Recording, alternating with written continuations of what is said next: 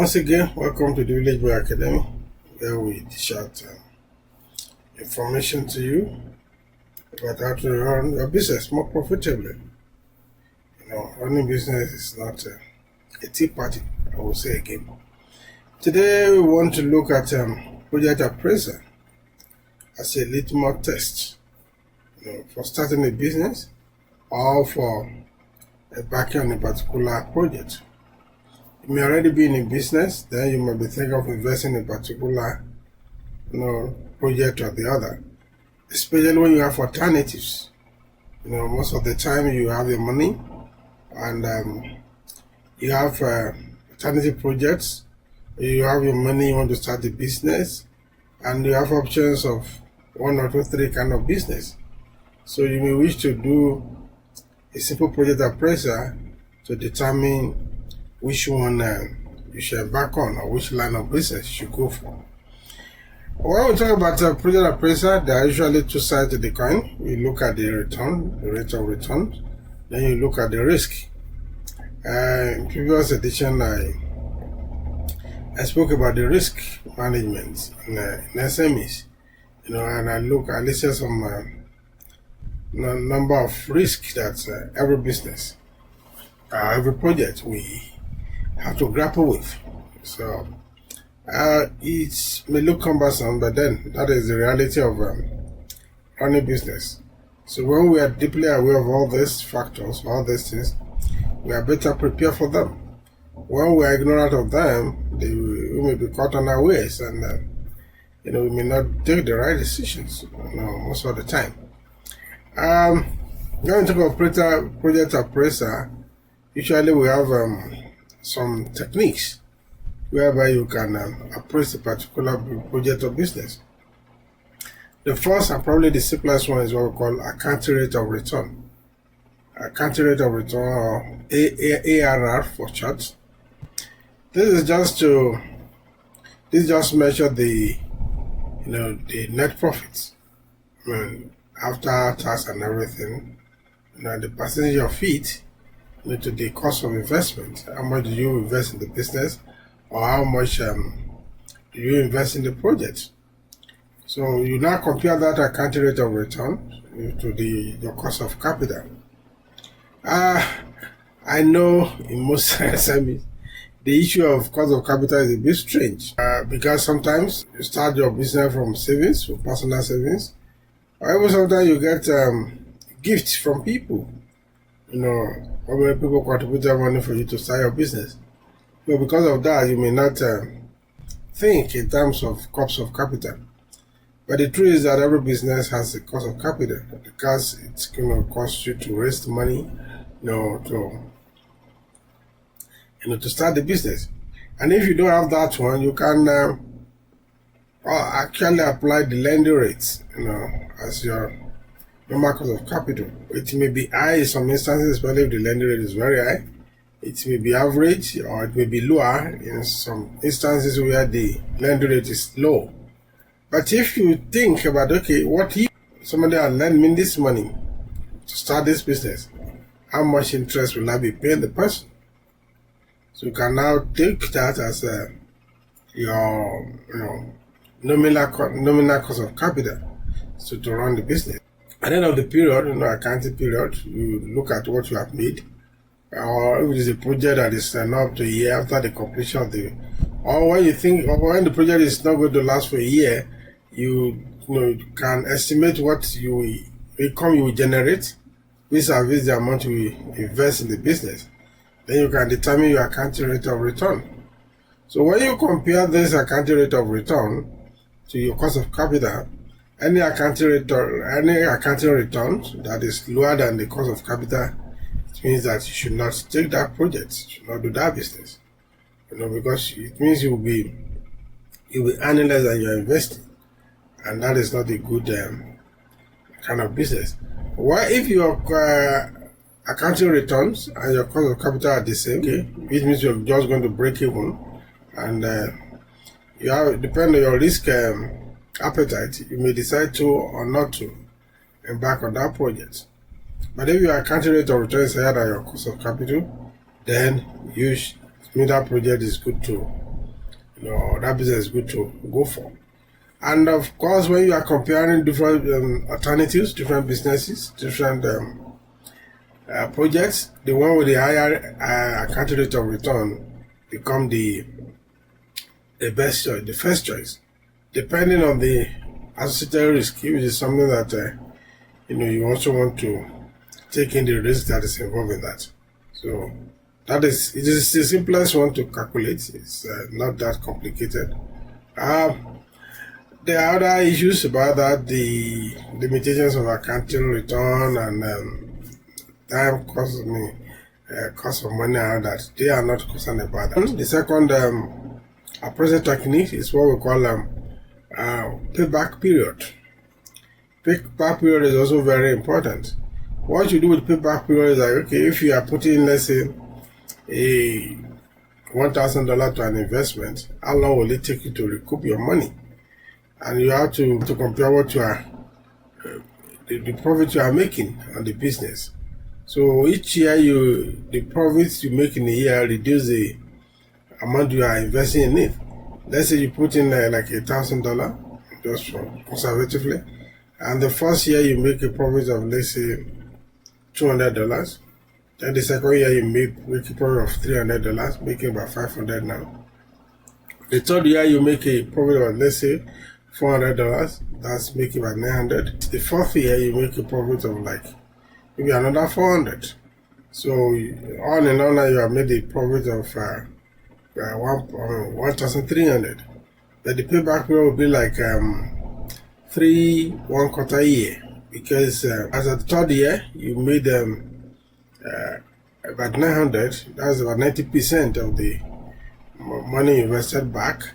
Then remaining like $100, and on that in the last year you made $400.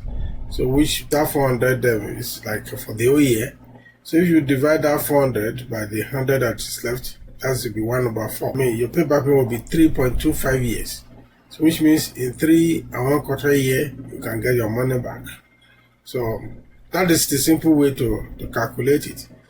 Then of course you have to look at the project, the one with a shorter payback period is usually preferable. So the one with a longer period. However, there are some businesses that they yield more income as they age. You may get lower income, lower profit at the initial years. So sometimes it becomes a bit complicated whether you should throw those business whose gestation period is is longer than the other. It depends again. If you're a short timer, you want your things time quick and and go home, you will not bother about that. But if you're a long timer, I mean like a marathon runner, so it's okay. You consider whether that what will happen after the initial thing. Will I make more money, in later years than the earlier year? So then it now depends on your choice of risk you want to take. So that is why you calculate the payback period. The golden rule is that you take on a project that has a shorter payback period, because again, the risk of losing is minimized when you can recoup your money faster than when it has to take a longer time. So there are also benefits for going for a long time sometimes. The business can become like a cash cow after those initial bottlenecks. Then the other two techniques, which we call discounted cash flow. This one, the two of them, they take into account the time value of money, because the $1 today, in nominal value, in the next 2 years, it will still be $1, but in real value, it may have reduced to about 78 cents or thereabout. So what the discounted cash flow system tries to do is, okay, what you are going to generate in the future, you bring it, you discount it, based on the, again, cost of capital too, so that you know what will be the value, the real value, as as the business continues. We have the net present value, then we have the internal rate of return. Those are two main techniques that are used for project appraisal. These are a bit technical, and as maybe a simple SME operator, you may not be able to do this yourself. You may need some technical people to assist you to calculate that. So for net book value, what you do, net present value, is like you look at the horizon in which the business will run, and you discount the profit generated by that period. There are tables, there are formula which you use, and then now you add those number of years that the business is going to run, the business is going to run, and you may come up with positive net present value, or negative present value, or zero present value. With zero present value, it means you are just going to break even. The choice is yours whether to do or not to do. Then with negative present value, it means that you are going to make a loss at the end of the day based on the value, discounted value of profit generated. Then the positive present value means that, okay, you are going to not only break even, you are going to make some profit at the end of the period. So the choice is yours to make at that level. The second one, internal rate of return, that is you compare project with your internal rate, which is your cost of capital, maybe weighted cost of capital. These are a bit technical terms. I don't want to say those one too much. So the business you will take is the one that either has a zero, because by the time you do the IRR to discount, if you come to zero, it means you are going to be at a break-even point. You're not making profit or any loss at the end of the day. If you have a rate of return that is higher than IRR, it means the project is going to be profitable. So it means it's a project that's worth a backing up. If it is less than IRR, internal rate of return, again, there are instances where you still choose to embark on it, especially if it has a beneficial effect on other projects that you embark on. Just like in business, sometimes you may not discontinue a product that is bringing in loss, especially if it's the one that is paving way for the other ones that are making profit. When you discontinue it, those that make a profit may not even do well as well. They may be loss leader, but they also may be one that is guiding that product to thrive. So those are the issues you consider before you take a decision. Taking a decision to run business it can be simple, it can also be complicated. It is simple if you have knowledge and you're able to do some little thing and do some work to establish a process and which you can now evaluate what you are doing. It is complicated because the process of establishing this work may be too much for you to bear, and some business owners may even consider it as a kind of necessary distraction, and that is why it may be complicated. For big companies, you see people, technical people, professionals who can handle all this, where other people just continue to do what they have to do. So before you start the business, before you start the project, take the necessary step to appraise it, so that you make an informed decision.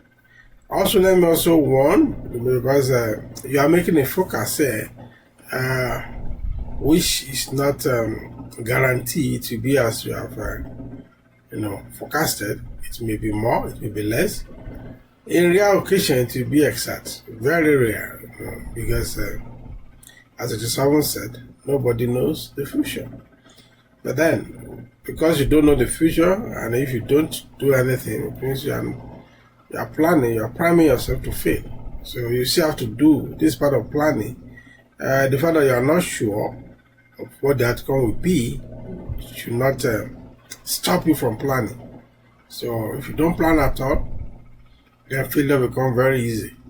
But if you are planned, if you fail, you have this satisfaction that you have done something. So, appraise the project, appraise the business before you embark upon it. Don't go into business because of sentiment. Don't go into a project because of sentiment. Or somebody is doing it, I also want to do it. So know your numbers. Make that simple calculation. And again, if you is something that you find rather cumbersome or too technical for you, talk to a consultant, talk to a professional who will help you out. And that is it. Don't just jump into the river without knowing the depth or without having an idea, an estimation of what the depth of the river can be. It will be easy to sink if you do that. So until I come your way again next time for another interesting tips about how to run a successful business. Keep good records. That is a good principle of running a successful business. Thank you. Until I come your way again.